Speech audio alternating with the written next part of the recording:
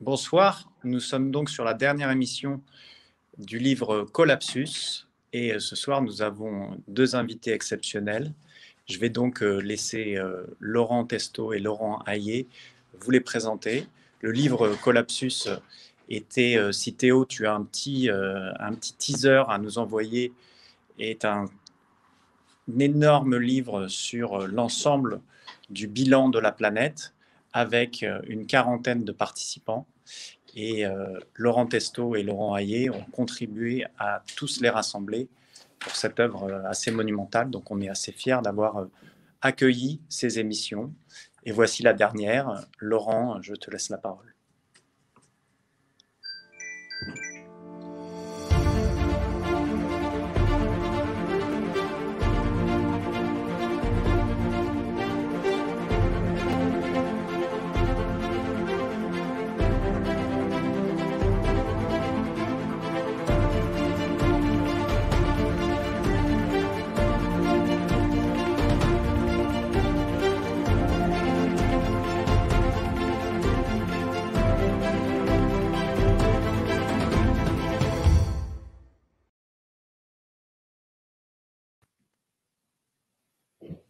Bon, nouvelle année, nouvelle organisation.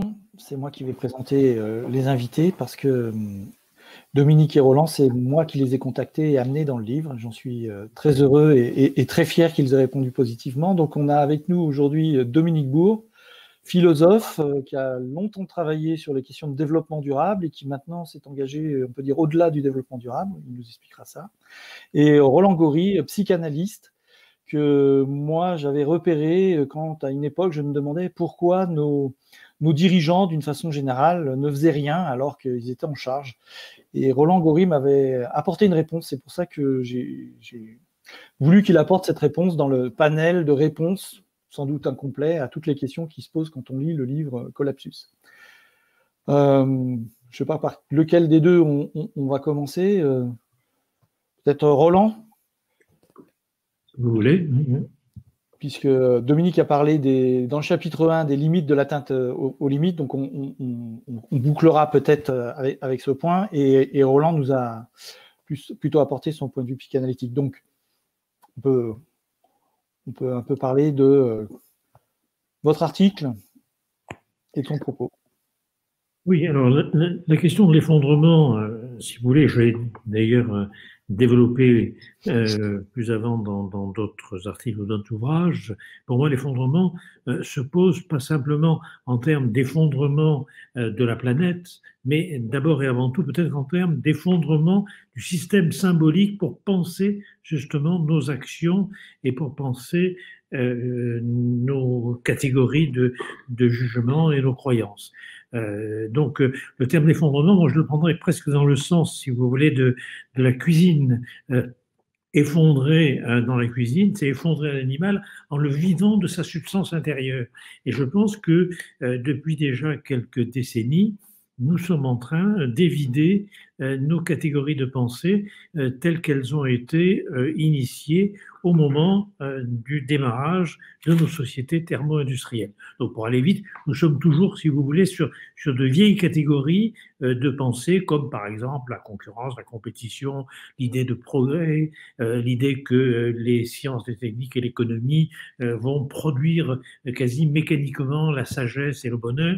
Donc toutes ces croyances, tous ces concepts qui ont accompagné le fondement des sociétés thermo-industrielles me semblent aujourd'hui obsolètes et nous continuons à être éclairés par les lunes mortes de ces idéologies. Alors, dans l'ouvrage pour lequel vous avez eu la gentillesse de me solliciter, j'essaie de dire justement qu'il ne faut pas s'étonner de voir dans quel état est la planète, puisque elle n'est que la partie émergée de l'iceberg, c'est-à-dire que la catastrophe, elle est d'abord anthropologique, la manière dont nous nous traitons, la manière dont nous traitons les autres, eh bien, se reflète dans la manière dont nous traitons la planète. J'aime beaucoup citer un historien qui s'appelle Jean-Pierre Vernant et qui reprenait d'un philosophe qui s'appelle Ignace Meyerson cette formule « l'esprit est dans les œuvres ».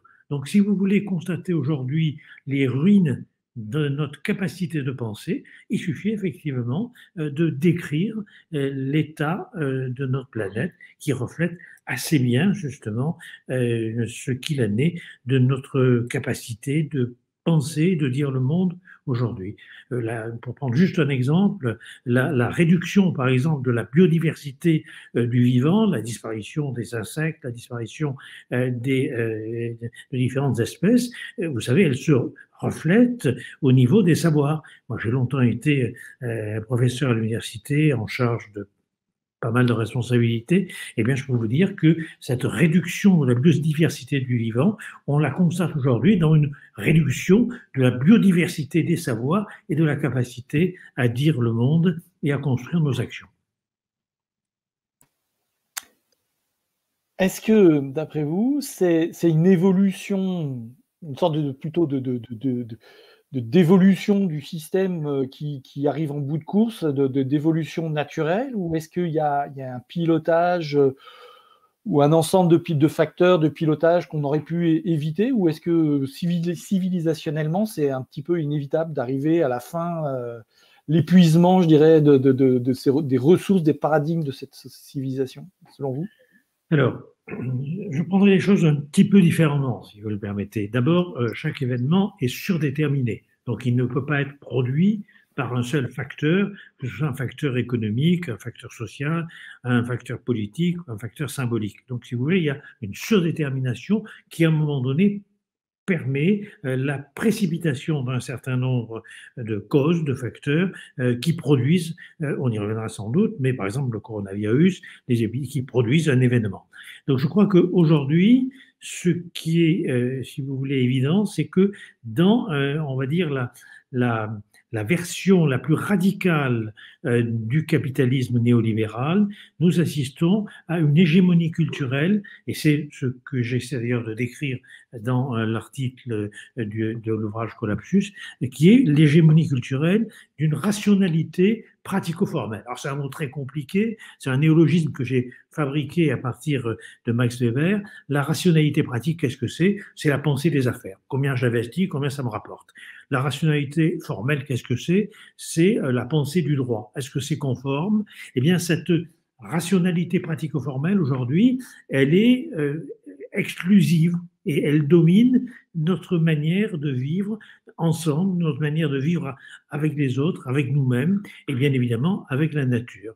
Donc, si vous voulez, on est là dans quelque chose de tout à fait désastreux, qui avait été très bien mis en évidence d'ailleurs par Walter Benjamin, un philosophe, qui disait que le capitalisme était une religion, mais une religion purement cultuelle. Elle n'avait pas besoin de théorie. C'était un ensemble de rites, un ensemble de cérémonies, et c'est ce à quoi aujourd'hui nous assistons, c'est-à-dire une religion du capitalisme qui ne vise pas à transformer les individus, mais quelque part à les détruire. Donc la destruction de notre planète n'est que le miroir qui nous renvoie en quelque sorte l'image d'un processus en cours du point de vue social, du point de vue humain, qui est justement la ruine de l'être, pour parler comme Walter Benjamin. Et cela nous conduit à une conception de la valeur qui est uniquement le résultat de processus quantitatif. Et tout se passe comme si la qualité n'était plus qu'une propriété émergente de la quantité. Et ça se voit à l'université, par exemple, pour mesurer la valeur d'un chercheur. Ça se voit à l'hôpital, avec en France, la T2A, la tarification à l'activité, pour mesurer justement la valeur d'un soin. Ça se voit dans le journalisme, avec la logique d'audimat. Qu'est-ce que c'est la logique d'audimat? C'est le nombre justement de lecteurs, d'auditeurs, de spectateurs que vous accrochez. Et donc, ce n'est pas la qualité de l'émission, c'est simplement la quantité du public. Eh bien, cette logique de l'audimat n'est que le cheval de Troie d'une logique de marché qui a aujourd'hui colonisé l'ensemble de nos pratiques sociales. C'est la raison pour laquelle nous aboutissons à ce que j'appelle une prolétarisation généralisée des métiers. C'est-à-dire que nous sommes aujourd'hui tous, en quelque sorte, si vous voulez, un peu les ouvriers spécialisés des chaînes de production que décrivait Charlot dans les temps modernes. C'est-à-dire nous sommes tous, à l'heure actuelle, prisonniers d'un actualisme technique qui nous aliène complètement. Et cette aliénation, nous la reproduisons bien évidemment dans l'ensemble de nos pratiques sociales et bien sûr, jusqu'à y compris dans les rapports que nous avons avec le vivant. Votre exposé rejoint un certain nombre de diagnostics posés par d'autres auteurs d'un collapsus. Je pense notamment à Stéphane Foucart qui reprend cette notion de culte du marché et d'inéluctabilité quelque part de la logique d'un capitalisme qui nous instrumentalise pour... Pardon. Mais là où je voudrais aller un peu plus loin, c'est qu'au-delà de ce capitalisme Moloch, n'y a-t-il pas des issues c'est-à-dire une façon de changer la perception qui amènerait une autre façon de vivre. Vous posez la rationalité pratico-formelle comme une exclusivité. J'y vois une sorte d'ontologie, moi, à la façon de Philippe d'Escola, c'est-à-dire une manière de voir le monde qui exclurait le reste. Donc, en gros, oui, je vais résumer comme le ferait Laurent Hayet. Comment est-ce qu'on détourne ce train ? Alors, je perds la connexion. Voilà, là, je retrouve. Écoutez, oui, je suis tout à fait d'accord, c'est une ontologie. C'est-à-dire que c'est une ontologie. On peut dire que, si vous voulez, le concept majeur qui a à déconstruire, c'est le concept, c'est l'illusion que la concurrence produit le meilleur. Si vous voulez, il faut vraiment déconstruire la logique de Herbert Spencer sur laquelle nous continuons à vivre. Et effectivement, pour reprendre ce que disait Laurent tout à l'heure, il va de soi qu'aujourd'hui nous avons quitté le sol, nous sommes au-dessus du précipice, mais nous continuons à avancer à la même cadence avec justement ce rythme d'un concept selon lequel la concurrence produirait le meilleur. Paul Valéry avait là-dessus une phrase formidable. Il disait la concurrence produit le meilleur marché, mais pas le meilleur. Justement, et pas la meilleure qualité. C'est justement ce que nous vivons aujourd'hui. Alors, pour que ça change, effectivement, pour que ça change, il faudrait quasiment une révolution symbolique. Mais une révolution symbolique, c'est pas simplement une révolution dans les idées, c'est pas simplement une révolution dans les catégories de pensée ou dans les catégories de jugement, c'est d'abord bien évidemment une révolution sociale, une révolution culturelle. C'est-à-dire, il nous faut admettre que nous sommes éclairés, comme je l'ai dit tout à l'heure, par les astres morts des principes cardinaux de nos sociétés thermo-industrielles.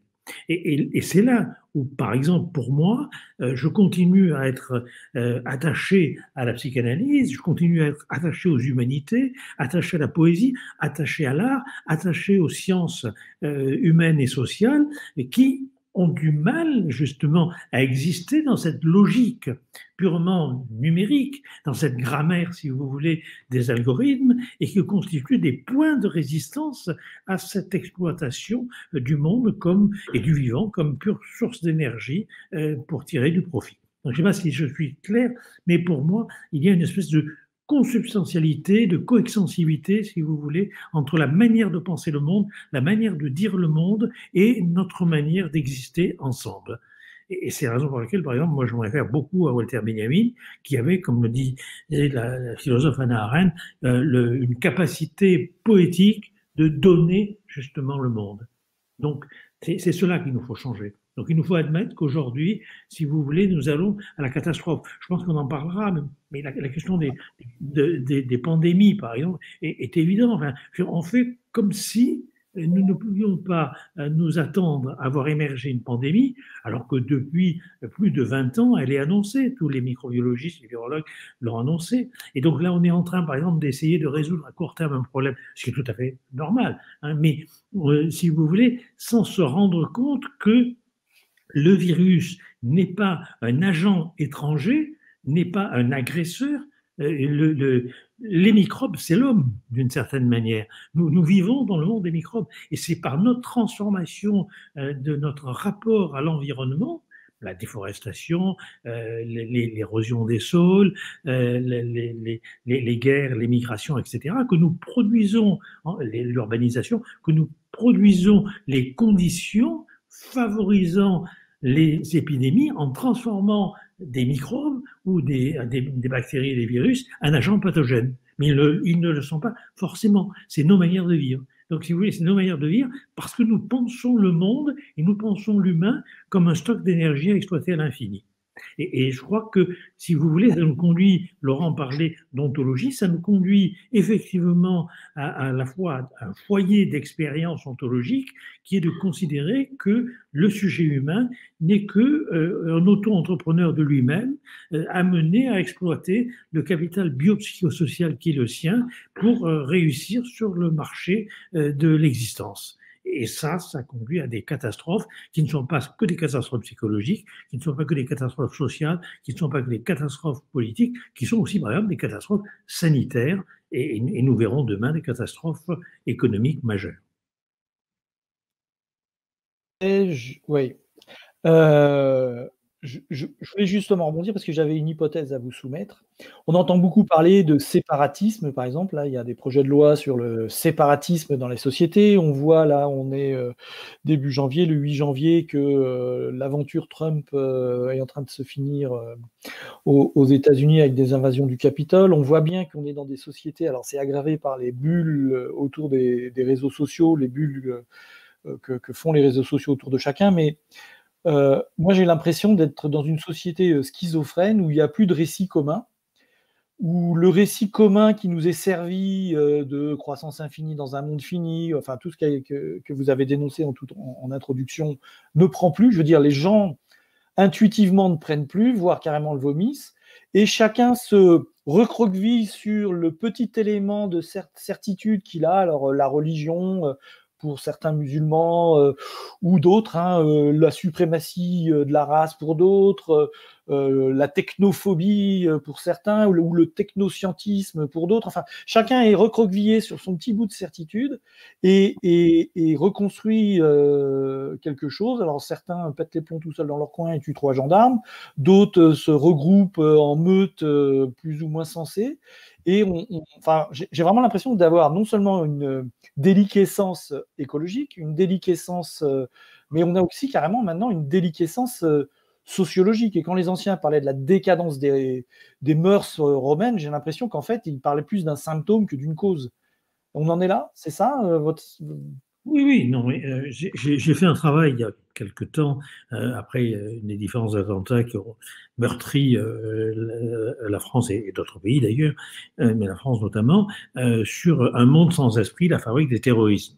C'est-à-dire que c'est effectivement justement la perte, on va dire, de spiritualité, la perte de sacré, par l'hégémonie, encore une fois, de cette pensée des affaires et de cette pensée du droit, c'est cela qui conduit à ce que des sectes recyclent ce besoin que nous avons de spiritualité, ce besoin de sacré, ce besoin moral dont vous parliez, et à leur profit. Et donc, effectivement, j'ai essayé de montrer, notamment dans ce travail, mais j'ai essayé de montrer comment la mondialisation s'accompagnait d'une fragmentation qui aboutit par exemple au travail qu'évoque Jérôme Fourquet sur la France en archipel. Mais c'est pas qu'un archipel, c'est un émiettement, si vous voulez, avec la perte effectivement d'un récit qui donnerait du sens, c'est-à-dire à la fois une cohérence et une direction à nos existences. Et à partir de cela, ce besoin, si vous voulez, de sacré, ce besoin de spiritualité, ce besoin de sens, eh bien, il va être acheté sur le marché des différentes sectes qui produisent un récit qui ne tient pas, parce que si vous prenez, il va de soi, par exemple, si on prend le terrorisme islamiste, eh bien, il va de soi que les croyances auxquelles il se réfère datent de plusieurs siècles, ont toujours, entre guillemets, existé,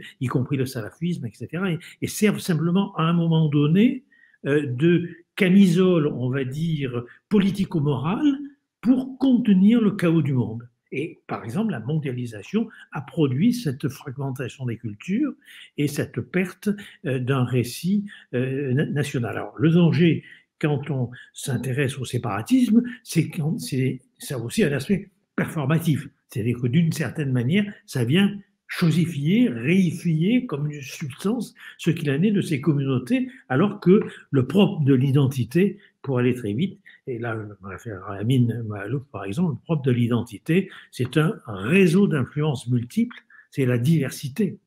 Le singulier, n'est-ce pas, pour parler comme Édouard Glissant, le poète, l'opacité de la singularité, ben, c'est justement qu'elle est extrêmement dépendante du multiple, extrêmement dépendante, si vous voulez, du pluriel. L'individu, que ce soit biologiquement, que ce soit psychologiquement, que ce soit socialement, c'est un mirage. L'individu, c'est un mirage. Le nom même d'individu qui est indivisible, n'est-ce pas, est un mirage. Et ça, la psychanalyse, mais aussi la biologie, comme Guilhem a beaucoup travaillé sur cette question, sur le plan épistémologique, montre que, justement, nous sommes pris dans ces mirages, et quand quelque part nous perdons leur forme, nous avons besoin de nous rattacher aux différentes formes qu'on nous propose. Et par rapport à ce que vous avez dit tout à l'heure, il va de soi que nous sommes aujourd'hui dans une société du spectacle.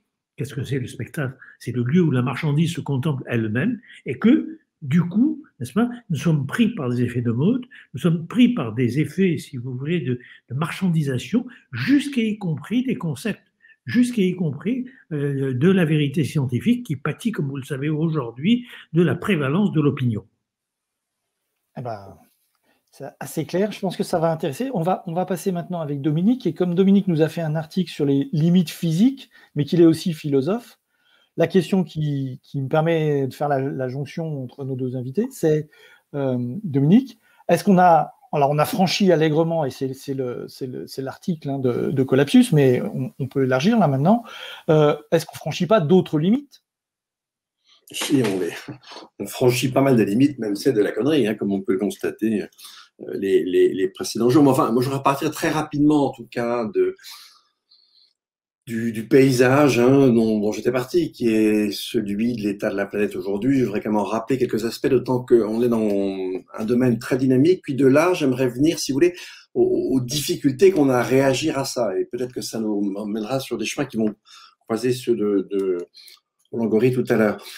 Déjà, si vous voulez, si on fait une espèce d'état des lieux comme ça un peu rapide de l'environnement, de l'état de la planète, on a l'aspect climat, on a l'aspect biodiversité, et puis on a l'aspect ressources. En gros, c'est à peu près les trois domaines, et en fait, malheureusement, c'est relativement congruent et ça bouge très vite. Hein, là, je viens de vérifier les chiffres en termes de moyenne planétaire. Si on va jusqu'à octobre 2020, et si on prend comme référentiel les moyennes de température 1850 à 1900, c'est ce qu'on appelle par commodité l'ère pré-industrielle, on est à 1 degré, 1 dixième, 7 centièmes. On est très proche d'1 degré, donc 2 dixièmes. C'est énorme, et en fait, ça veut dire que dans les 40 dernières années, on a connu une élévation de la température d'à peu près 1 degré, et comme vous le savez, c'est pas un phénomène linéaire, hein, c'est un phénomène qui s'accélère, qui est peut-être exponentiel d'ailleurs, ce qui serait effectivement pas très très drôle. Et donc là, en plus, je voudrais simplement attirer l'attention sur cette caractéristique. On vient de donner les chiffres. L'année 2020 est au moins aussi chaude que l'année 2016. Alors l'année 2016, c'était notre dernière année El Niño, hein, comme vous le savez. C'est un mouvement des eaux surface de l'océan Pacifique. Et puis, quand on a une année El Niño, on a une année vraiment chaude, quoi, systématiquement plus chaude que les autres années. Et quand on a une année avec le phénomène inverse, qu'on appelle la Niña, eh bien là, on a une année froide. Or, 2016, c'est la dernière année El Niño, et puis 2020, c'est un petit Niña, enfin une petite Niña, mais c'en est quand même une. Et donc, c'est une année qui aurait dû être plus froide. Or, elle est au moins aussi chaude que l'année la plus chaude qu'on a connue. Alors déjà ça, c'est pas très drôle, je crois que je le disais déjà dans le papier, ça veut dire qu'il n'est pas absurde d'imaginer que dès avant le milieu du siècle, peut-être dès le début de la décennie 2040, on pourrait avoir atteint une hausse de la température, toujours par rapport à cette fameuse période, à la deuxième moitié du 19e siècle, de 2 degrés. Et c'est ces fameux 2 degrés qui sont les 2 degrés fatidiques, c'est ceux à partir desquels le système peut s'emballer, plus facilement en tout cas, et puis c'est ceux qui nous mènent vraiment au-delà du quaternaire, c'est-à-dire on sortirait du sommet de température qu'on a connu depuis 2 600 000 ans, donc en quelque sorte de l'ère de confort des différentes espèces qui vivent sur Terre. Et si tel était le cas, eh bien, et si effectivement on atteignait cette moyenne de température dès le début de la décennie 2040, ça veut dire qu'on aurait déjà des zones en Inde, en Chine, en Amérique du Sud, où plusieurs jours, voire plusieurs semaines par an, on aurait des conditions de température et d'humidité qui excéderaient nos capacités de régulation thermique. Et dans ces zones-là, ces jours-là, eh bien, en fait, sans la possibilité de se réfugier soit dans un endroit plus sec, soit dans un endroit moins chaud, en d'une dizaine de minutes, nos capacités de régulation thermique sont saturées, c'est-à-dire que la température interne du corps monte au-delà des 41 degrés, et vous connaissez la suite. Donc, dire ça devrait faire qu'on s'excite tout de suite, qu'on change, qu'on fait, on y reviendra après. Et puis, c'est pas beaucoup mieux sur le plan du vivant, je crois que je le disais déjà dans le papier. En fait, ce dont on a pris conscience depuis quelques années seulement, c'est qu'on pourrait dire au-dessus du socle bactérien du vivant qu'on ne prend jamais en compte quand on parle de biodiversité. Et c'est normal, hein, on prend en compte l'organisation supérieure de la vie, mais le premier niveau, bien, on a la catégorie très générale qu'on appelle les arthropodes, c'est-à-dire toutes les petites bestioles articulées qui ont un squelette externe en quelque sorte et pas interne, et en font partie bien sûr les insectes. Et là, là où on a eu des mesures très précises, même parfois dans des zones qui normalement et c'était pas des zones d'archi-agriculture conventionnelle, et bien on assiste à un effondrement. Et donc, on a un effondrement rapide, en fait, du premier étage du vivant. Alors, les étages au-dessus, ça fait déjà un certain temps qu'on avait pigé que ça allait pas très bien. Donc, voilà, ne serait-ce que si je donne ces deux informations-là, c'est quand même pas très rassurant. Et si je regarde du côté des ressources, c'est pas beaucoup mieux, même pour une ressource comme le sable. L'eau va commencer aussi peut-être par endroits à manquer. Les zones sur Terre où on connaît un stress hydrique, elles sont déjà assez importantes. Donc là, on a un tableau qui est pas très drôle. Et en fait, quand on regarde l'attitude qu'on a par rapport à ce tableau, elle est quand même assez saisissante.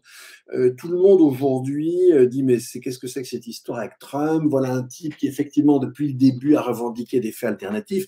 Du coup, il n'est pas tellement assez étonné à ce que le fait qu'il n'allait jamais accepter, c'était celui de sa défaite électorale. Sinon, ça vaut pas le coup d'aller mobiliser des faits alternatifs. Les gens s'étonnent. Enfin, c'est assez curieux. C'est sûr que ça allait déboucher sur ce qu'on a vu. Mais en fait, si vous regardez la structuration des démocraties par ailleurs, si vous regardez par exemple il faut peut-être vérifier le chiffre, mais moi j'ai un chiffre selon lequel il y aurait au Congrès 60% de millionnaires. Je dis tiens, il y a un truc bizarre. Il y a une représentativité qui est assez curieuse. Il n'y a pas 60% de millionnaires dans la population nord-américaine. Si on regarde en France, c'est pas aussi caricatural, mais en fait, on a aussi une disreprésentation. Donc tout ça, ça commence déjà à aller assez mal. Et puis si on approfondit encore le truc, on s'aperçoit que ok, Trump lui évoque des faits alternatifs, mais entre nous, est-ce que franchement, par rapport au sujet que je viens de vous dire, on fait autre chose que d'évoquer des faits alternatifs? En fait, ces connaissances-là, je vous rappelle que la création du GIEC, c'est 1988, ça fait plus de 30 ans. Et comme vous le savez, depuis plus de 30 ans, nos émissions de gaz à effet de serre n'ont cessé d'augmenter. Alors, 2020 est une exception, mais précisément à cause de la Covid. 2019, les émissions des pays du G20 ont diminué de 0,1%. Donc un dixième de pourcent, mais elles avaient continué à augmenter à l'échelle planétaire. Et comme vous le savez, quand on diminue nos émissions, c'est tout simplement parce que on va émettre du carbone ailleurs, parce qu'on importe des biens de pays qui sont pas pris forcément en compte dans la liste que je viens d'indiquer. Et donc en fait, on se conduit comme si la donne climatique, la donne sur la biodiversité, la donne sur les ressources étaient des faits alternatifs. On les produit, on les accepte, mais en fait, dans la réalité, on n'en tient absolument pas compte. Et quand on construit des politiques publiques, eh bien, on construit les politiques publiques en silo, on prétend qu'on va baisser de tant de pourcents à tel horizon de temps, en général pas très proche. En fait, on va prendre des décisions dans d'autres domaines qui sont totalement contradictoires avec l'objectif qu'on se donne. Et vous le savez très bien. En fait, si on voulait vraiment faire ce que nous demande le GIEC, c'est-à-dire grosso modo dans les 10 ans de baisser de 10% nos émissions de gaz à effet de serre, il faudrait à peu près un Covid par an, c'est-à-dire qu'il faudrait diminuer de 7% par chaque année dans les 10 ans qui viennent. Et ça, évidemment, on ne le ferait de manière structurelle qu'en réduisant de façon massive un certain nombre de consommations. Qui veut ça? Qui l'accepte? Qui en parle? Je vous le demande, personne. Donc voilà, et Roland a raison, de cette façon-là, on voit bien que la crise matérielle qui est la nôtre, et matérielle dans un sens très général, puisque ça inclut le biologique, est aussi une crise de l'information et une crise mentale. En fait, il a raison, les deux vont de concert. Alors, pour moi, c'est une très vieille affaire, ça remonte très très loin, mais effectivement, il y a un moment cardinal, le moment où le marché, en quelque sorte, s'émancipe, où il devient un marché global et où il met les États en concurrence les uns avec les autres, les économies en concurrence les unes avec les autres, et il nous retire tous les grands moyens dont on disposait justement pour gérer les choses, comme on l'a fait en gérant la question de la pauvreté, la question sociale, fin 19e siècle et surtout durant le 20e siècle. Alors voilà un peu la situation dans laquelle on se trouve. Bon, alors on n'est pas dans les 11 là. On est, si j'ai bien compris, dans un système physique planétaire déliquescent. On aborde ça avec des paradigmes en fin de course. Hein, si j'ai bien compris ce que nous a expliqué Roland. Donc, on n'a pas de plan et on est face à un inédit absolu. Ce qui m'amène en deuxième partie à demander qu'est-ce que les individus, on a des propositions, hein, qui veut réduire sa consommation. Dans le livre, on a par exemple Julien Vidal qui nous propose de réduire activement et de façon décidée sa propre consommation. On voit les limites de tout ça, mais bon, il y a des pistes d'action. Vous êtes tous les deux des intellectuels, on peut dire, engagés, qui font autre chose que réfléchir des concepts, qui essayent de les mettre en pratique ou de les faire mettre en pratique. Enfin, donc, quelle est votre vision, Dominique, sur ce qu'on peut faire de ce qu'on sait quand on le sait, quoi? Et les gens qui nous regardent, du coup, savent maintenant. Oui, alors ils savent comme nous, mais effectivement, est-ce que nous-mêmes on tire complètement les conséquences de ce qu'on sait? J'ai quelques doutes aussi, hein, c'est toute la difficulté. En plus, réagir purement à une échelle purement individuelle, bon, c'est bien mieux faire ça que ne rien faire, mais en fait, il y a un certain nombre d'éléments, de paramètres on va pas toucher, et le changement opéré est tellement puissant, tellement profond, qu'on ne le fait pas sans changer vraiment les règles du jeu. Et par définition, individuellement, on ne change pas les règles du jeu. Donc c'est la difficulté dans laquelle on est. Alors là aussi, on a une certaine forme de paradoxe, parce que dans une société comme la société française, on a quand même énormément de gens qui font des expériences de toutes sortes. Et qui pratiquent des pistes, qui ouvrent des voies, etc. Alors évidemment, tant que ça ne change pas d'échelle, ça va pas changer la donne, on est bien d'accord. Puis en plus, la donne, elle est internationale. Si elle n'était que française, ça serait déjà plus simple. Mais en plus, elle est vraiment internationale. Et je vais revenir 30 secondes sur la situation dans laquelle on s'est mis, parce que après on va essayer de regarder du côté entre guillemets des solutions, mais on s'est mis dans une donne qui est quand même assez étonnante. C'est-à-dire que en fait, ça fait 30 ans qu'on diffère l'action. Et plus on diffère l'action, plus on prétend qu'on aura des solutions miracles. Et vous avez toujours des gens dans les médias sont très friands. Quand vous allez regarder certains sites scientifiques, vous avez vraiment l'impression qu'on est capable de tout et que du jour au lendemain on va tout faire. C'est complètement idiot, parce que au contraire, la lame de fond du XXe siècle, ça a été de mettre en évidence les limites de nos connaissances. Même par rapport au système formel, les mathématiques, la logique, ensuite la physique, la biologie, etc.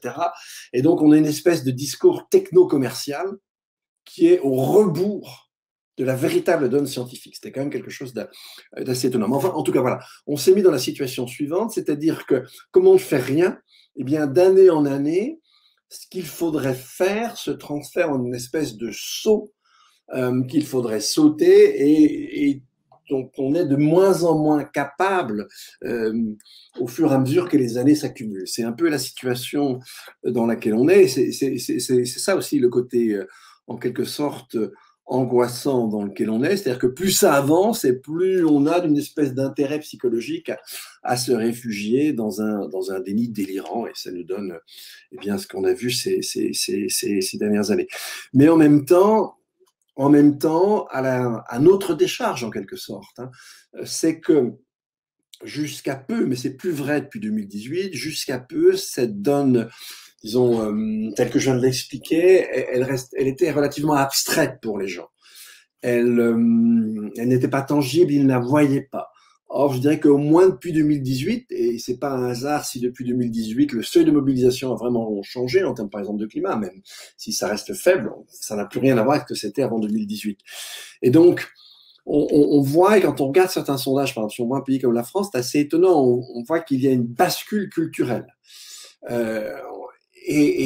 Ensuite, après, on va l'interpréter de façon différente, cette bascule culturelle. Et en tout cas, elle ne débouche pas ni sur un plan électoral, ni encore, et moins encore, et beaucoup moins encore, sur des changements de mode de vie. Enfin, quand même, si on ne veut pas complètement déprimer, il est important de voir que les choses se sont précipitées ces dernières années, et qu'il y a une prise de conscience qui est un petit peu plus aiguë, et cette prise de conscience, ça pourrait être, je parle au conditionnel, ça pourrait être quelque chose qui permettrait d'accepter un petit peu plus le degré d'effort auquel il conviendrait de consentir. Cela dit, on ne trouve aucun endroit sur la planète un dirigeant, quel qu'il soit, qui ait un discours un tant soit peu réaliste sur les défis qui sont les nôtres. Au jour d'aujourd'hui, il n'y en a aucun ou aucune.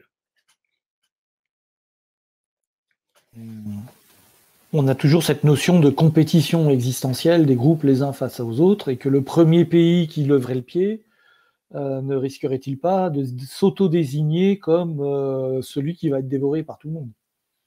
Alors oui, évidemment, c'est le fameux dilemme du prisonnier de ce côté-là. Mais il y a aussi autre chose qui est assez intéressant. Si on prend le climat, c'est pas vrai pour tout, hein, mais si on prend le climat, et c'est ça qui rend aussi les choses difficilement compréhensibles au bout d'un certain temps. Si on prend en compte le climat, l'aspect, entre guillemets, adaptation, alors évidemment, il n'a de sens que s'il y a quand même une réduction massive des émissions pour atténuer le changement climatique. Hein. Faut pas, quand on parle d'atténuation, c'est le changement climatique. C'est pas l'effort à consentir. Lui, il n'est pas atténué. Lui, il est vraiment drastique. Mais avec un effort drastique, on ne ferait qu'atténuer le changement court, mais au point quand même où il deviendrait quand même moins meurtrier. Et donc, toute la partie adaptation au changement climatique, rares sont les pays qui l'ont fait, mais certains l'ont fait quand même de ce côté-là. Si on regarde, enfin, au moins sur certains aspects, et si on regarde le bilan thermique d'un pays comme la Suède, en termes d'habitat et en termes de chauffage, enfin, je veux dire, la France, elle devrait avoir honte, quoi. Nous, on a partout des passoires thermiques, ils les ont bannis. Et ils sont pas très loin de les avoir bannis. Et donc, alors ça, c'est un aspect. Alors, on est autant sur la réduction que sur l'adaptation. On est quand même sur l'adaptation. Parce que pour autant qu'on a une isolation qui fonctionne autant pour le chaud que pour le froid, on se protège aussi un petit peu. On a en ce moment, on voit en France, on a affaire à un début de dépérissement forestier massif. Est-ce qu'on a des autorités publiques qui réagissent par rapport à ça? Non. Bon, franchement, très très mollement. Si on est aujourd'hui, enfin, il suffit de penser à la température de Paris en juillet 2019. Hein, on a atteint les 42 degrés 6 dixièmes, mais en fait, on a atteint les 43 en banlieue parisienne. Ça aurait dû être l'inverse, mais enfin, peu importe, ça s'est déroulé. Pardon. Ça s'est déroulé de cette façon-là. Eh bien, on peut s'imaginer déjà dans la décennie qui vient, on va avoir de plus en plus chaud, mais la décennie 2040, on aura franchement des températures avec des pics en été qui vont s'étaler avec franchement des périodes de plus que quelques jours qui vont s'étaler systématiquement entre 40 et 50 degrés. Entre 40 et 45, c'est pratiquement déjà le cas, mais entre 40 et 50 degrés. On sait très bien que les villes telles qu'elles sont aujourd'hui, elles sont invivables. Et que si on veut vraiment nous y préparer, c'est maintenant qu'il faut, par exemple, végétaliser à tour de bras. Moi, j'aime bien prendre cette image. Hein. Il y a un S à Athènes parce que au 7e siècle avant Jésus-Christ, Athènes, c'était des villages. Et ça s'est réuni en une cité. Nous, enfin, on devrait faire l'inverse en quelque sorte. On devrait faire traverser nos villes de corridors bleus et verts, etc. Bon, on devrait vraiment prendre le taureau par les cornes et puis se mettre disons, à une transformation de notre urbanisme extrêmement importante. Et tout ça, c'est des choses qui procureraient de l'emploi, c'est des choses qu'on ne peut faire que sur un territoire, et les autres ne viendront pas le faire chez vous. Et donc, pourquoi ne fait-on même pas cela? Ça, j'ai pas une réponse, si ce n'est une sorte de connerie en barre, mais je n'ai pas d'autre réponse à ça. Alors c'est ça qui est très étonnant, c'est que même la part des actions qu'on pourrait conduire aujourd'hui et qui entrent pas effectivement dans le dilemme dont on parlait tout à l'heure, on ne les fait pas. On ne les fait pas encore. Ça ne veut pas dire qu'on va pas les faire dans la décennie. J'espère qu'on va finir par les faire assez rapidement.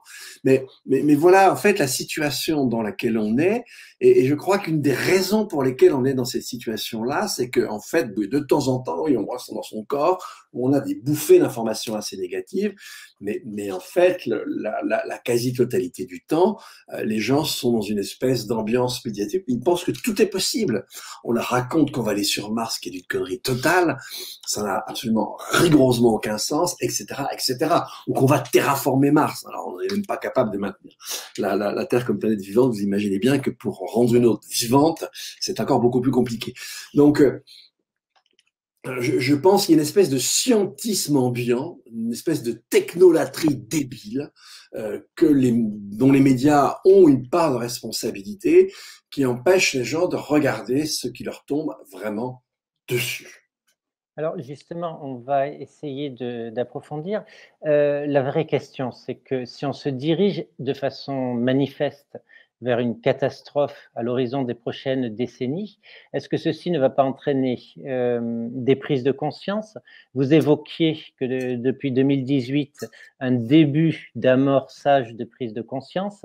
De plus en plus également, le capitalisme embraye, de même que le politique, en promouvant de façon très manifeste des projets divers, écolos, etc. Renouvelant par exemple le développement durable également, sous de nouvelles étiquettes. Mais est-ce que cet horizon de la catastrophe finalement ne va pas obliger le politique à prendre des décisions radicales? Donc c'est une question que je vous pose, à laquelle je vais vous demander une réponse en 2 minutes, et ensuite je vais poser la même question à Roland Gori. Là, on a vu que le politique était capable de prendre une décision radicale avec, en mars dernier, en fait, entre le 10 et le 15 mars dernier, à peu près tous les gouvernements européens ont organisé un confinement avec un arrêt dont on pensait qu'il serait momentané, d'un certain nombre de secteurs d'activité, mais évidemment pas tous les secteurs d'activité. Or, pourquoi l'ont-ils fait? Eh bien, parce que, et très tardivement, en fait, quand on voit que on n'a même pas fermé les lignes aériennes par rapport à la Chine et que, en fait, les régions d'Italie qui ont été les régions les plus contaminées, c'était celles qui étaient avec des liens les plus forts avec la Chine, par exemple. Et qu'on a laissé ça jusqu'au dernier moment. Alors, cela dit, eh bien, c'est quand on est arrivé en Italie, et encore, pourtant, les Italiens ont souffert tout le mois de février, et il a fallu attendre pratiquement la fin de la première quinzaine de mars pour qu'on bouge, parce que là, effectivement, moi je me souviens, Bergame, c'est une augmentation à un moment donné de 512% de la mortalité, avec des morgues qui étaient saturées, des camions qui transportaient les cercueils dans la ville. Et c'est ces images-là qui ont contraint les gouvernements à agir, tout simplement parce que ces images crédibilisaient les projections qui commençaient à venir, l'Imperial College et d'autres centres, des projections qui commençaient à venir sur effectivement le bilan en termes de mortalité, qui par exemple pour un pays comme la France, si on n'avait rien fait, aurait pu, je crois qu'on en est à peu près 70 000 aujourd'hui, on en serait aujourd'hui à 300, à peut-être quelque chose comme 300 000. Et donc c'est le choc entre les projections et puis la réalité qui commence à devenir dramatique en Italie, qui a amené à peu près tous les gouvernements en 5 jours à tous les uns après les autres ordonner des confinements qui sont assez différents. Alors là, pourquoi? Parce qu'ils ont eu peur du pénal. Faut appeler un chat, ils ont eu peur du pénal, parce qu'effectivement, en plus, et on le voit encore aujourd'hui, à 15 jours, 3 semaines près, on voit très bien les types de décisions et on voit leurs effets sur la courbe. Et donc, effectivement, on aurait eu une saturation du système hospitalier et puis un effondrement du système hospitalier qui leur aurait été imputé. Donc, on serait passé d'une responsabilité politique, finalement, au bout du compte, à une responsabilité pénale. Et face au pénal, eh bien, les dirigeants ont accepté de bloquer en partie l'activité économique, ce dont tout le monde disait que c'était absolument impossible avant. Or, on n'a absolument pas la même configuration pour ce qui est le climat, pour ce qui est la biodiversité, etc. Le climat, je vous rappelle que les émissions d'aujourd'hui, eh bien, elles vont enfin, disons, le climat qu'on a aujourd'hui, c'est les émissions cumulées jusqu'à 20 ou 30 ans en arrière. Et évidemment, les effets à un endroit géographiquement n'ont rien à voir avec le degré d'émission dans ce même lieu, puisqu'en 3 semaines, on a un brassage de toutes les émissions dans l'atmosphère terrestre. Donc, on a en quelque sorte du côté du climat, par exemple, un encouragement à ne rien faire, puisque si j'agis maintenant, je vais contraindre mes citoyens pour aucun effet immédiat sur mon territoire, et même des effets à 20 ou 30 ans, et peut-être plus encore sur d'autres territoires que sur le mien, et donc sur une irresponsabilité et une non-imputation possible absolue. Et donc, évidemment, dans ces cas-là, c'est un encouragement à ne rien faire. Et on voit bien, quand on compare les deux situations, à quel point elles sont différentes l'une de l'autre. Ça, je crois que c'est quelque chose de très important. D'accord. J'ai du coup posé cette même question à Roland Gori sur les mêmes présupposés, c'est-à-dire à l'horizon d'une catastrophe qui apparaît comme probable, est-ce que l'on peut imaginer que les gouvernements, en harmonie avec l'opinion publique ou poussés par les opinions publiques, puissent prendre des mesures effectives contre ce qui nous attend dans un proche avenir? C'est un bel espoir de penser que les gouvernements pourraient, en harmonie avec les opinions publiques, prendre les décisions qui s'imposent. Vous me permettrez de ne pas, malheureusement, pouvoir adhérer à cette attente et à cet espoir.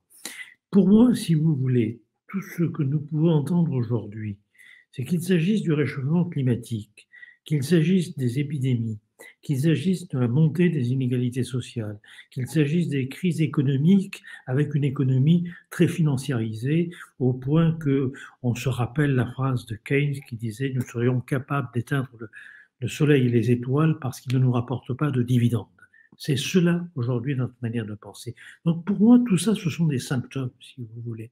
Aussi bien que les violences, aussi bien que les engagements sectaires dans des groupes pseudo-religieux, etc.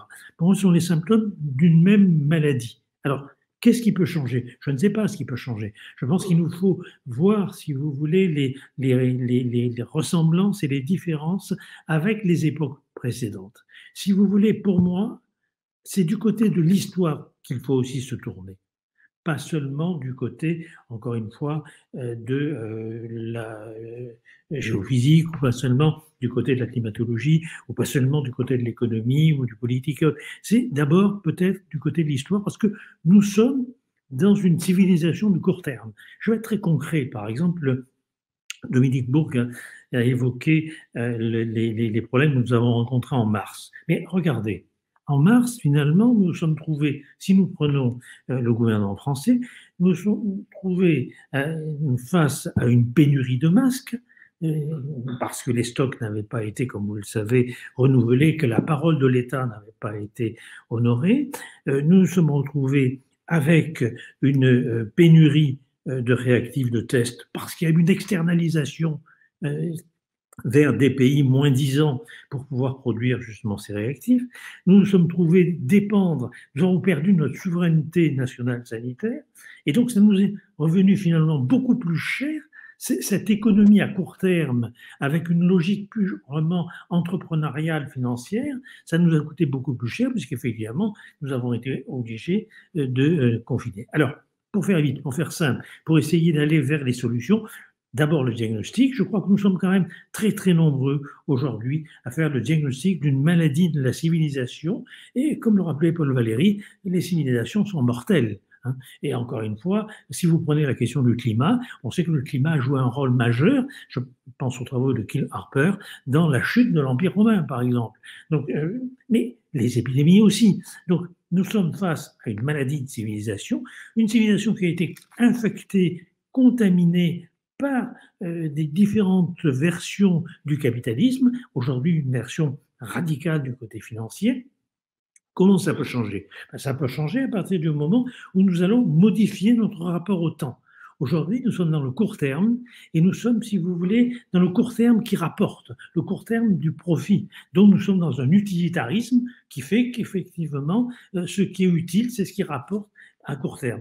Alors, je pensais à une phrase de Jean-François Lyotard que j'aime bien, qui disait que dans un univers où le succès de gagner du temps, penser n'a qu'un défaut, c'est d'en faire perdre. Et effectivement, tout est mis en place dans les organisations sociales, dans les organisations de division du travail, pour ne pas perdre de temps et donc pour accroître la production, accroître la productivité en jouant là-dessus. Nous devons peut-être, y compris dans les revendications sociales, culturelles et politiques, exiger du temps. Et peut-être que là, les nouvelles technologies pourront en partie alléger un certain nombre de charges professionnelles pour donner la possibilité aux travailleurs de penser en tant que citoyens et de penser à la finalité des actes professionnels qu'ils accomplissent et pas seulement à la gestion des moyens.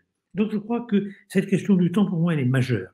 Et c'est la raison pour laquelle je restaure quelque part, si vous voulez, avec d'autres, je ne suis pas le seul, loin de là, l'importance de l'histoire pour comprendre, si vous voulez, ce qui est en train de se passer dans tous les désastres auxquels nous assistons. J'ai insisté tout à l'heure, et j'y reviens, sur la nécessité d'une biodiversité des savoirs. Qu'est-ce que ça veut dire?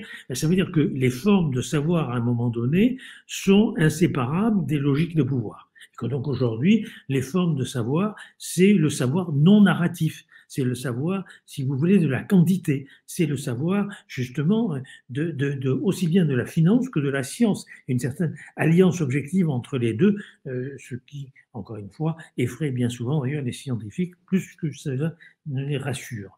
Donc, il faut une diversité des savoirs. Je pense que, par exemple, si on veut se pencher sur la question de l'émergence, de la réémergence des épidémies, parce qu'elles ont accompagné toute l'histoire humaine, bien évidemment. Elles ont été les transitions entre différentes périodes de l'histoire.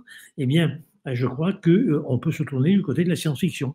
C'est par exemple ce qu'a fait Bill Clinton en 1996 quand il a découvert l'ouvrage de science-fiction de Richard Preston qui s'appelle L'affaire Cobra, où d'un coup il a eu ce génie politique, justement, et c'est pas l'opinion publique, là, ce génie politique de penser que le danger n'était pas pour l'humanité la guerre nucléaire, mais c'était les épidémies, c'était le bioterrorisme. Si vous voulez, c'est un ouvrage de science-fiction. Richard Preston, qui était un écrivain, romancier, a d'ailleurs été associé pendant très longtemps aussi bien aux réunions scientifiques et académiques à des conseils de sécurité, à des conseils politiques.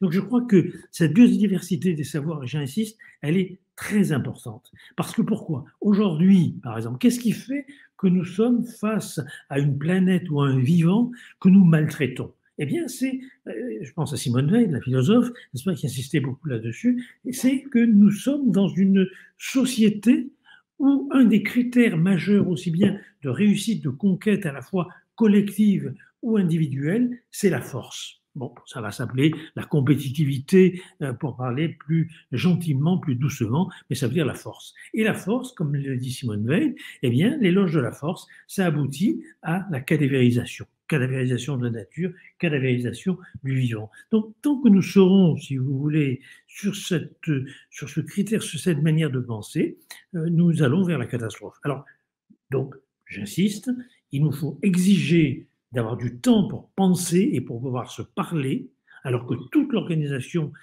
sociale du travail aujourd'hui vise à travailler à flux tendu sans laisser des temps morts. Il faut que nous puissions également avoir la possibilité d'une parole qui ne soit pas simplement une parole à responsabilité limitée au moment où on la prononce. C'est la société du spectacle, la société de la transparence, la société où la science est aujourd'hui traitée comme si elle n'était qu'une opinion, les fameux faits alternatifs dont parlait Dominique Bourg tout à l'heure.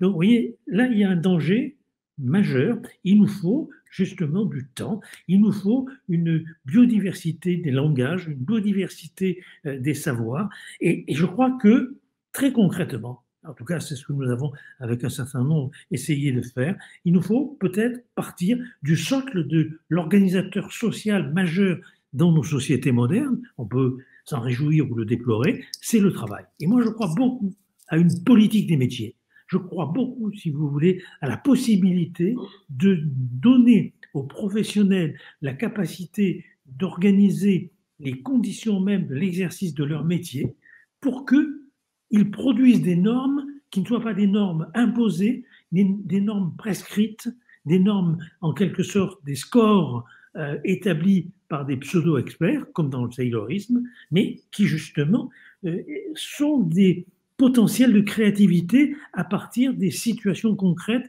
que ces professionnels rencontrent, je l'ai dit, pour l'université, pour l'hôpital, pour le journalisme, pour la culture, pour le travail social, pour la justice, etc. Ne pas partir des scores imposés par d'autres, qui est une aliénation terrible. C'est une prolétarisation des esprits, c'est une confiscation de la capacité de penser, mais au contraire, laisser en quelque sorte aux professionnels la possibilité de régler les problèmes qui surgissent dans leur situation concrète. À l'hôpital, c'est soigner. À l'université, c'est faire de la recherche. Se désarnacher du système, en quelque sorte. Sortir de ce que j'appelle la curatelle technico-financière. Voilà. Donc, si vous voulez, c'est par là qu'on pourra s'émanciper. Donc, ça implique, forcément, puisque on est complètement investi dans l'espace que nous est laissé dans la société, ce qui veut dire que récupérer de la liberté, du temps, etc., ça veut dire faire des sacrifices, en tout cas dans le système de valeurs que le système nous propose. Récupérer du temps, ça peut vouloir dire gagner peut-être moins, ou ça veut dire sacrifier une ambition selon le modèle d'ambition qui nous est proposé, ou il y a des deuils à faire pour récupérer une sorte de liberté. Je ne suis ni technophobe, ni technoprophète, vous l'avez compris. Les nouvelles technologies sont formidables. Elles pourraient notamment alléger le temps de travail sur poste des professionnels pour leur laisser le temps sur les lieux de travail d'échanger et de réfléchir ensemble à ce qu'ils font. Je ne sais pas si je suis clair. C'est-à-dire qu'au lieu d'avoir un système qui divise les tâches et qui confie à des pseudo-experts, si vous voulez, le soin de dire aux citoyens, aux professionnels ce qu'ils doivent faire. C'est ce qui se produit à l'université. Je connais très bien l'université. J'ai eu des responsabilités d'évaluation importantes. Donc, je pourrais en parler longuement dans le domaine de la recherche et de l'enseignement supérieur. Je connais l'hôpital, etc. Au lieu de subir ces scores imposés et de subir cette division du travail, si vous voulez, prendre effectivement du temps pour pouvoir, ensemble, au niveau des équipes universitaires, des équipes soignantes, produire nos propres normes. Si vous voulez, c'est ça qui est important. Les normes, qu'est-ce que c'est? La norme, qu'Anglais disait, c'est la somme des exigences qu'on impose à des existences. Et aujourd'hui, c'est pour ça qu'on est dans une société de l'imposture, hein, aujourd'hui, ces normes, elles sont imposées par, on va dire, des voyants qui ont une conception du monde qui n'est pas celle du vivant, qui n'est pas celle de l'humain. En gros, c'est une financiarisation généralisée de l'existence. Il nous faut en général ne sont pas ceux qui font. Donc c'est tellement facile d'imposer une norme quand on n'est pas soi-même la victime de cette norme. Oui, et les pseudo-experts sont souvent ceux qui font le moins bien l'organisation des métiers qu'ils imposent à ceux qui font le boulot. Alors effectivement, ça, c'est Bourdieu, que j'aime beaucoup. Bourdieu disait il faut se réapproprier démocratiquement ce que la technocratie a confisqué. Mais quand on parle de technocratie, on ne parle pas simplement des experts à Bruxelles, à Matignon ou ailleurs. La technocratie, elle est dans nos existences. C'est que nous avons un mode de penser et de vivre qui est un mode bureaucratique, qui est un mode de protocolisation, de standardisation. Et donc, il nous faut la capacité de rêver, de créer. Je ne vois pas ce que vous dites. Non, mais tout le monde va reconnaître le fameux formulaire pour avoir le droit de sortir chez soi. L'esprit bureaucratique a tellement conquis de choses que maintenant, on est sa propre administration qui s'autorise à sortir en remplissant des papiers. J'ai trouvé ça absolument une sorte d'aboutissement merveilleux où la bureaucratie maintenant a gagné. On est nos propres bureaucrates. Mais elle a gagné parce qu'elle a la possibilité d'émerger sur les ruines d'une capacité de penser. Et si vous voulez, on a parfois évoqué le néolibéralisme comme une nouvelle forme de totalitarisme. C'est pas totalement faux. Il y a du pour, enfin, il y a du pour et du contre, il y a des ressemblances et des différences. Mais effectivement, c'est un mode de pensée bureaucratique, comme les différents régimes totalitaires qu'on a pu conduire, du fait même de l'effondrement de la capacité de penser. Si vous voulez, moi, le message que je voudrais essayer de faire passer, c'est ça. C'est très important, le climat, c'est très important, la santé, c'est très important, la justice sociale. Mais il faut bien voir qu'il y a une solidarité de tout cela, n'est-ce pas, de tous ces symptômes. Et que, essentiellement, aujourd'hui, nous avons l'exigence pour changer notre destin et ne pas en faire une fatalité catastrophique, si j'ose dire. Nous avons l'exigence de devoir penser ce qui nous arrive. Vous voyez, on a bien vu là au niveau de la crise sanitaire, si finalement, après l'épidémie de coronavirus, n'est-ce pas, rien ne change dans les modes de production, rien ne change effectivement dans l'organisation de l'hôpital. Si on continue, on va parler du Ségur. Alors, Ségur, oui, ça donne un peu d'argent, bon, c'est très parfait, tout ça, mais est-ce que ça change la manière d'organiser socialement le travail des soignants? Pas tellement. Pas du tout, même pour tout vous dire.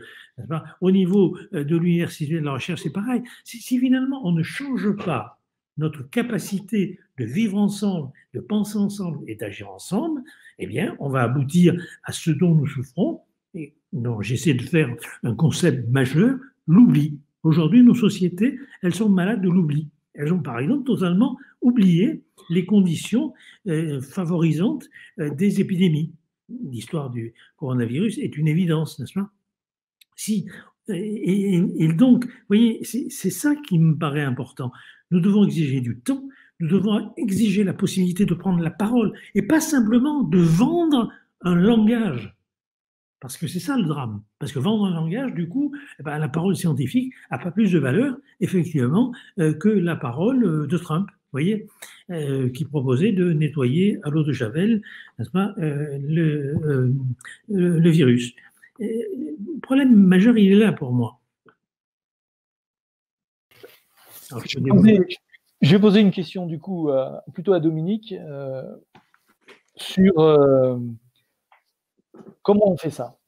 Est-ce qu'il est possible de faire dérailler le train là, dans ces derniers mètres avant qu'on aille dans le précipice, dans le mur, ou je ne sais quelle image, ou qu'on sorte des rails, ou est-ce qu'il faut faire ce qu'a fait le capitalisme de catastrophe, hein, du désastre, comme Naomi Klein en parle dans son livre, par exemple, et avoir un plan prêt, quasiment une civilisation bricolée de secours de gens comme vous, qui ont pensé et qui essayent de le mettre en œuvre. C'était peut-être d'ailleurs le sens de la liste urgence écologie aux européennes que vous aviez lancée en 2019. Essayer d'avoir un plan de secours quand tout va se cracher pour vite détourner la situation et essayer de la remettre sur quelque chose de plus viable, ou est-ce qu'avant que ça arrive, on peut faire quelque chose? Je voudrais revenir, c'est une manière de répondre à la question, Laurent. Je voudrais revenir un petit peu aux deux forces contraires par rapport à ce qu'on est en train de vivre aujourd'hui.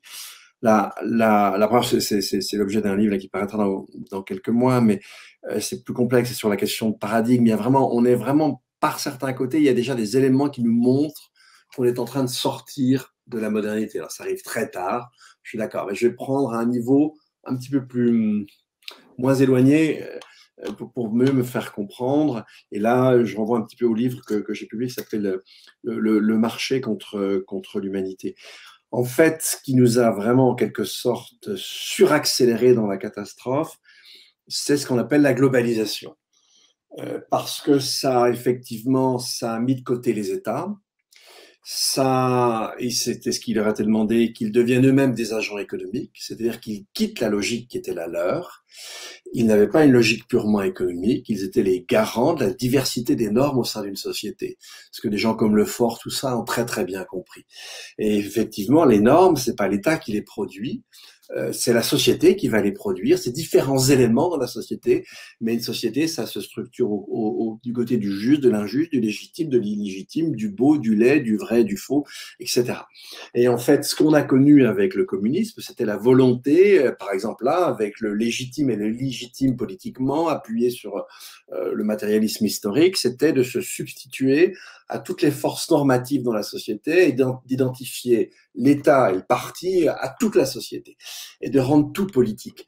Eh bien, aujourd'hui, on a fait la même chose, mais on n'a pas rendu tout politique, on a rendu tout économique. Et Roland l'a dit tout à l'heure, c'est-à-dire que cette logique économique du compté et du rentable, on l'a imposé à toute chose, quitte, ça a été rappelé aussi, à produire des paradoxes totaux, c'est-à-dire qu'on va dépenser un argent monstre parce qu'on était complètement stupide et qu'on a laissé la logique des flux tendus partout. Donc, plus on globalise, et plus on est obligé d'avoir des règles extrêmement simples, à prétention universelle, qu'on va imposer partout.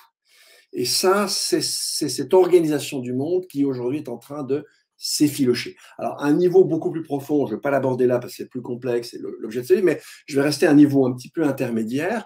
On voit bien, et même là, des gens comme Trump nous ont rendu un énorme service, on voit bien aujourd'hui, les tensions sont telles, la dégradation est telle, qu'elle finit par devenir contradictoire avec un seul univers qui se résumerait à un seul atelier et dont toutes les pièces seraient en concurrence les unes avec les autres. Ça, c'est en train de ne plus marcher du tout. Et on voit, alors on ne va pas revenir aux nations, ça j'y crois pas du tout, mais on revient à des blocs intermédiaires. On a le bloc Amérique du Sud, Amérique du Nord, l'Asie, l'Europe, etc. Bon, je ne vais pas rentrer dans les détails, mais on voit bien qu'on est obligé de revenir à une organisation plus diversifiée et à des niveaux d'organisation où une certaine forme d'échelle géographique va reprendre de l'importance. Et là, c'est pas sans lien non plus avec certaines appétences identitaires. Ça, il me semble que c'est une force contraire très forte qui va nous amener à reconstruire des espaces de régulation qui vont devenir plus forts, alors que la tendance en cours dès les années 70, mais en fait, elle ne devient vraiment importante que après un bon bout de temps de prise de pouvoir de Thatcher et de Reagan. Et là, on voit effectivement le néolibéralisme s'imposer, imposer sa logique purement économiciste de destruction de l'État et de destruction en grande partie de la régulation publique partout. Si on voit un type comme Macron, il sait faire qu'une chose, lui, c'est privatiser. Mais il ne le dit jamais. Et c'est vraiment la logique qui régit toute son action. Alors, c'est cette classe de gens dont il faut qu'on se débarrasse. Alors, s'il vous plaît, se débarrasser de lui pour avoir un Trump, on n'a pas gagné grand-chose. Mais quand même, dans sa folie, il a accéléré cette tendance.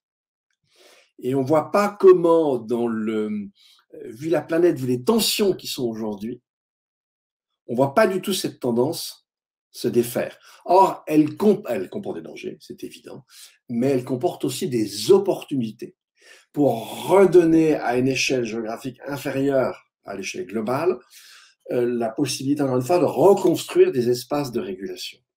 Et jusqu'alors, on avait une Europe lamentable, une Europe qui laissait complètement tomber la donne politique, pour simplement organiser un marché indéfini, d'où l'entrée de la Turquie, etc. On voit bien qu'on est en train de faire machine arrière. On est en train, alors très lentement, de revenir vers une logique de puissance, alors pas au mauvais sens du terme, c'est-à-dire une logique de re-régulation interne et de défense d'un certain nombre d'intérêts internes. Et ça, c'est pas du tout quelque chose qui va nous empêcher de résoudre la donne climatique. C'est au contraire le seul moyen de le faire, parce qu'il faut, pour pouvoir le faire, qu'on redispose d'un espace de régulation et qu'on l'en dispose à une certaine échelle. Donc, moi, ça, c'est un des aspects qui me rend optimiste de façon extrêmement raisonnée. En plus, on a des instruments qui seraient disponibles pour contrer très fortement la logique économique à l'œuvre. Dans Retour sur Terre, vous avez passé l'image tout à l'heure, le petit ouvrage qu'on a publié, l'ouvrage collectif qu'on a publié à plusieurs, on a une mesure phare qui est celle des quotas. On voit bien que si on joue sur les prix, et tout le monde parle de taxe carbone, etc., jouer sur les prix dans un pays comme la France, où on a une dégringolade du bas des classes moyennes, on a 7 millions au moins de précaires énergétiques, c'est-à-dire de gens qui dépensent plus de 10% pour produire leur eau chaude et se chauffer. et qui en général se sont retrouvés assez loin des grands centres urbains où se concentre le travail.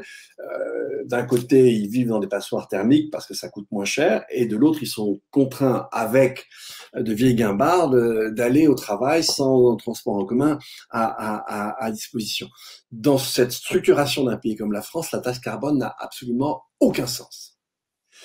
Elle ne va porter que sur les plus pauvres, elle va impacter les plus pauvres, alors que, comme vous le savez, ce sont les plus riches qui ont l'impact le plus fort sur la destruction de l'habitabilité de la planète. Je vous donne cette statistique d'Oxfam, qui est d'ailleurs un petit peu arrondie, mais les 10% les plus riches sur la planète émettent 50% des gaz à effet de serre.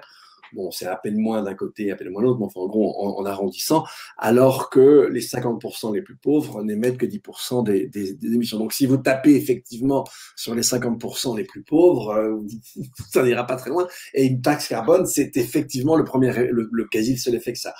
Non, nous, ce qu'on propose, c'est des quotas. C'est pas très sympathique comme idée, je vous dis tout de suite. C'est des quotas, c'est-à-dire des mesures, des plafonds quantitatifs pour tous les biens, calés sur un mix entre leur empreinte carbone et leur empreinte écologique, enfin l'une d'ailleurs incluant l'autre. On sait très bien calculer ça. En Suisse, l'OFEV sait très bien faire ça. Et quand vous achetez un bien, bien là aujourd'hui, vous n'avez aucune idée de la destructivité du bien que vous achetez. Là, vous auriez deux indicateurs. Vous auriez un indicateur prix, au sens classique, et vous auriez un deuxième indicateur qui mesurerait l'impact en termes de destructivité de la planète, du bien ou du service que vous allez acquérir. Alors évidemment, il y a certains biens, on pourra avoir un quota à l'année, il y a certains biens, l'immobilier, l'automobile, l'aviation, tant que ça existe encore, où là, effectivement, les quotas se mesuraient plutôt sur la vie. Et surtout l'idée, évidemment, qui n'enchante pas grand monde, mais l'idée, c'est que, si vous voulez, ces quotas écologiques, en quelque sorte, soient plafonnés de manière égale pour tous. D'accord. Et donc, bien sûr, ça serait un driver énorme, à la fois pour changer les comportements, pour relocaliser les économies. Et effectivement, si vous faites ça dans votre territoire, bien évidemment, vous pouvez imposer, alors là, pour le coup, des taxes à l'importation de tous les biens qui sont sales sur un plan carboné. Et effectivement, un exemple que j'aime bien donner, imaginez que vous achetiez des tomates produites sous serre à plusieurs centaines de kilomètres. En fait, sur un plan pécuniaire, elles vont vous coûter très peu. En revanche, si vous achetez des tomates d'agroécologie, de permaculture et produites localement, là, comme en fait le travail de restauration des sols, de la faune, etc., là, vous le payez. Donc, pécuniairement, ces tomates vont être beaucoup plus chères. Mais en termes, par exemple, de quotas, elles risquent même d'avoir un prix négatif.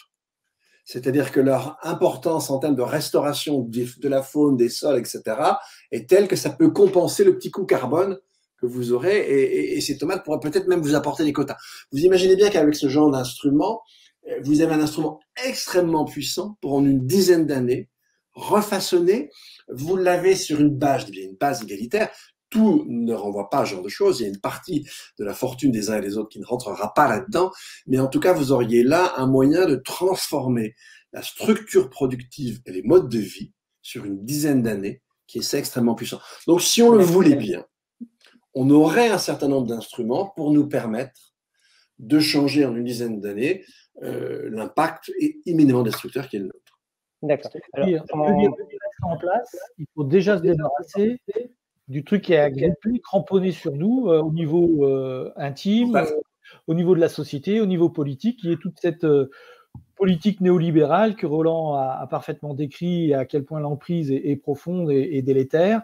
Il faut se débarrasser de ça, il faut bien choisir son vote, il faut faire ses choix d'achat, son employeur, son voisin, ses fréquentations, ses lectures, enfin bon, on peut être militant dans la vie de tous les jours, quoi, à chaque instant. Oui, cela dit quand même, ce qu'on appelle, enfin ce que je viens de décrire comme étant le néolibéralisme, on voit bien que dans la société aujourd'hui, il y a quand même une forme de délégitimation qui est extrêmement forte. C'est clair. Dans cette approche, on a simplement des élites qui y tiennent, mais manque de bol, ce sont elles qui sont au pouvoir. Le zombie s'agite encore, quand même. Voilà, la bête bouge et elle ne manque pas de ressources. Elle BD des fois, donc bon. À vous entendre, Dominique et Roland, on a le sentiment effectivement que vous êtes complémentaires sur l'analyse et éventuellement la construction d'une... on ne va pas parler de solution, parce que je pense qu'à cette échelle-là, on n'est pas dans la solution, mais d'une capacité à mieux vivre un futur qui pourrait se révéler très angoissant. Je voudrais conclure par 5 questions que je vais adresser à chacun d'entre vous. Je vais commencer par Roland, avec des réponses brèves. Donc, quel est votre prochain livre? Écoutez, je ne sais pas. Je suis à l'heure actuelle un peu sous l'effet encore du dernier qui est paru en juin, sur l'effondrement aussi, et la défaite de nos croyances. Et là, c'est un clin d'œil à Marc Bloch, l'historien.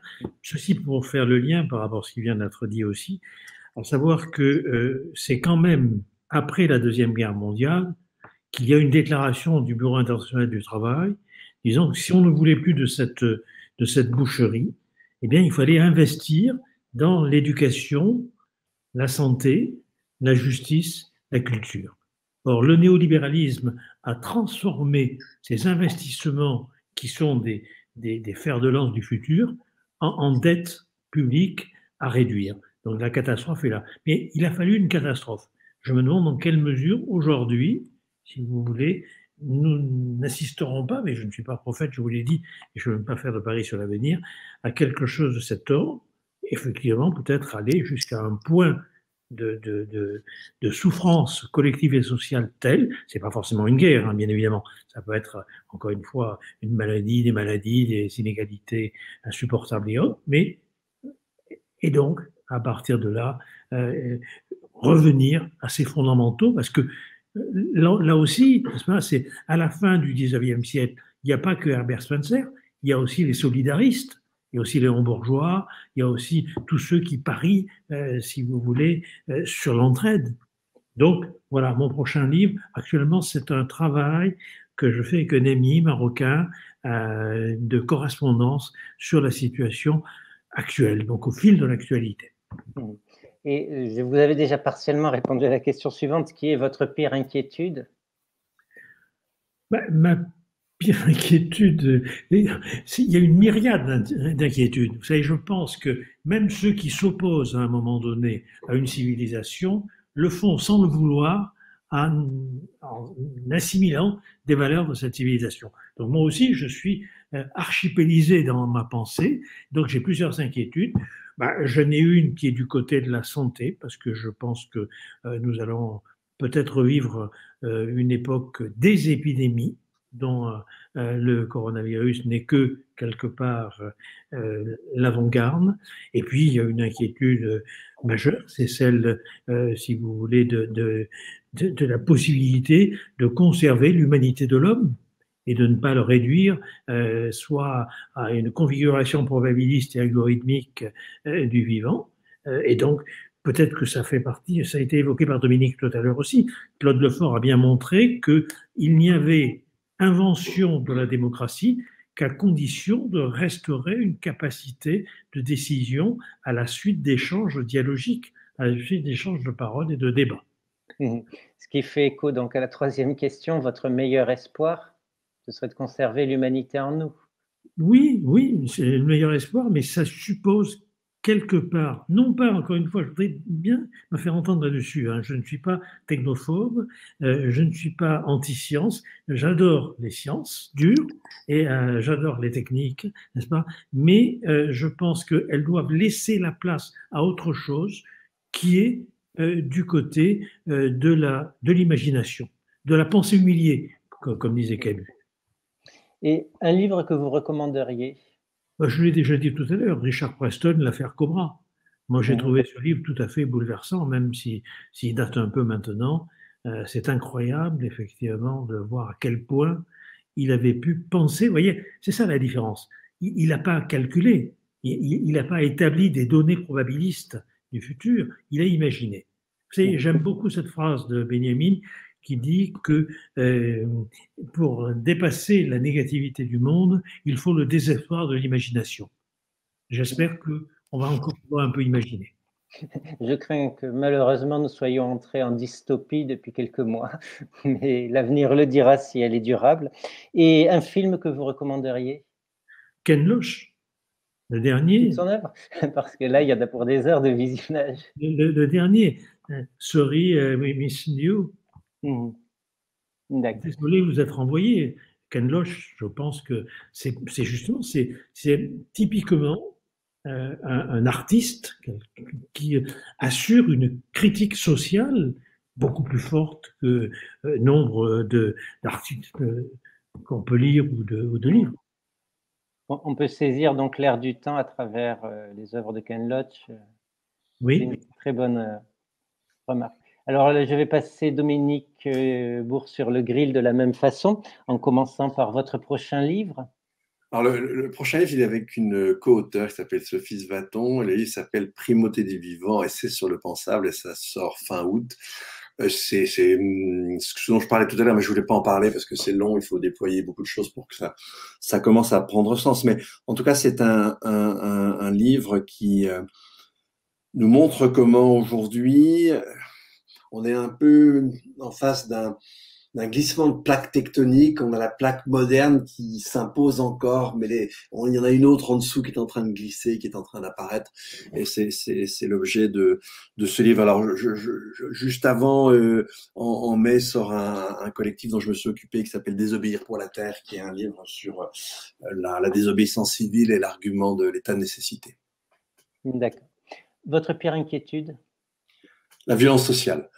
Évidemment, tout est fait pour qu'elle explose, puisqu'on connaît aujourd'hui un degré d'injustice qui est quand même énorme, mais c'est le piège total. Si vous voulez, la violence sociale et toute l'histoire du XXe nous l'a montré, c'est un dispositif darwinien de sélection du méchant, du plus méchant et du plus con.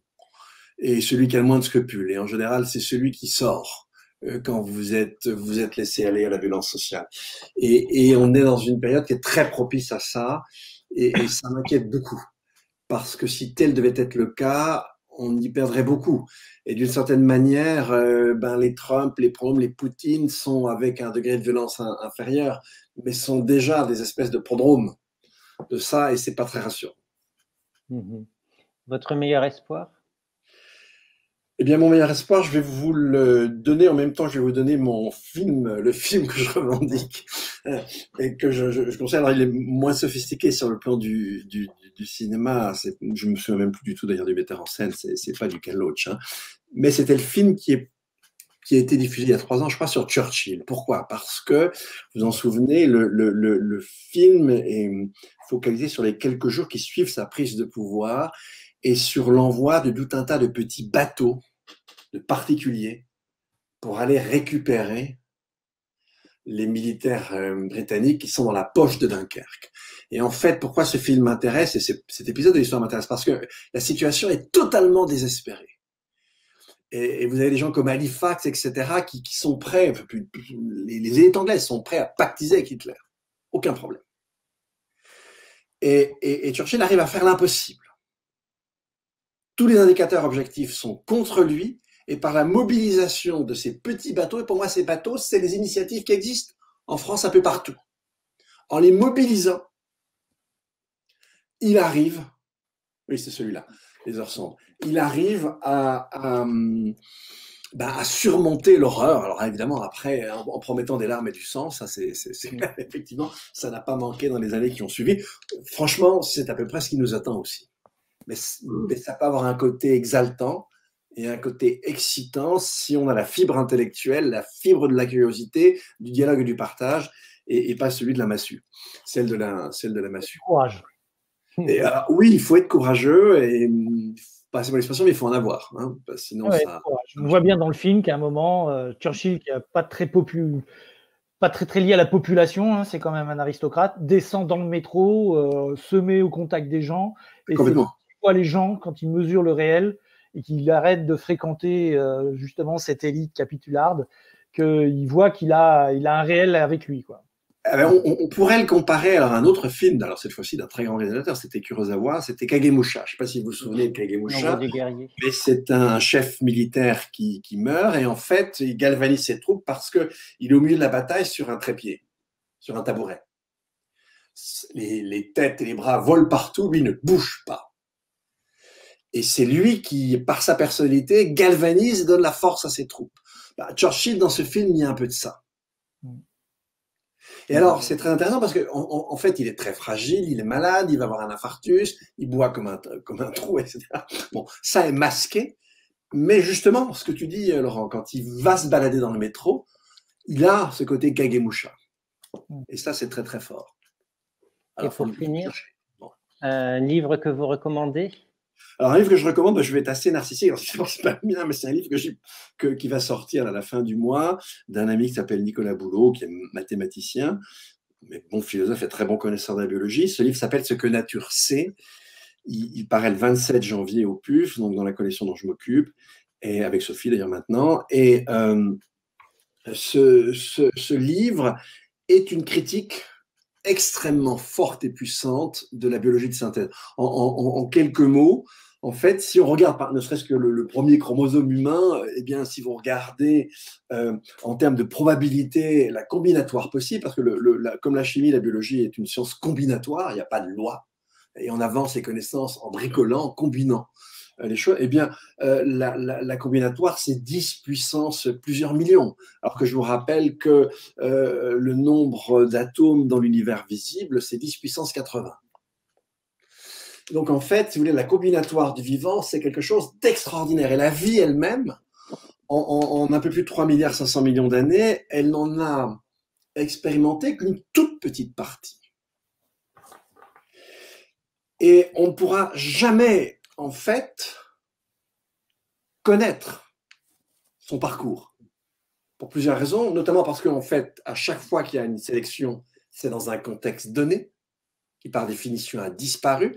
Et il n'y a pas de hasard dans le vivant, tout simplement parce que la vie elle-même, déjà d'une part, la roulette, elle n'est pas tout à fait, elle n'est pas sphérique absolue, puis surtout, chaque coup de roulette change les cases, leur forme et leur nombre. Et donc, en fait, la vie, par accumulation, a accumulé une forme de savoir. Il y a un sens du vivant, il y a des molécules qui ça marche pas, on ne sait pas pourquoi. Et on a la prétention de s'en éloigner. Et le livre nous éclaire parce qu'il nous montre à quel point, précisément, nous sommes pourtant des animaux, mais nous sommes des animaux très, très bizarres.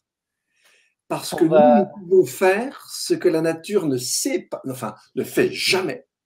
On peut faire n'importe quoi. Et nous, justement, on est face à la combinatoire. Et on ne connaît pas le sens. Elle seule le connaît. Et d'où les dangers, alors, gigantesques que nous réserve la biologie de synthèse. Donc, un livre à lire absolument. C'est autant le philosophe... En tout cas, vous l'avez bien vendu. On fait la réclame. Oui, tout à fait. J'imagine qu'on pourra faire la même chose sur la géo-ingénierie un jour. Oui, alors en fait, il y a une certaine forme de parallèle d'ailleurs. Hein. Oui, sauf que dans le domaine de la géo-ingénierie, on a des lois. Oui.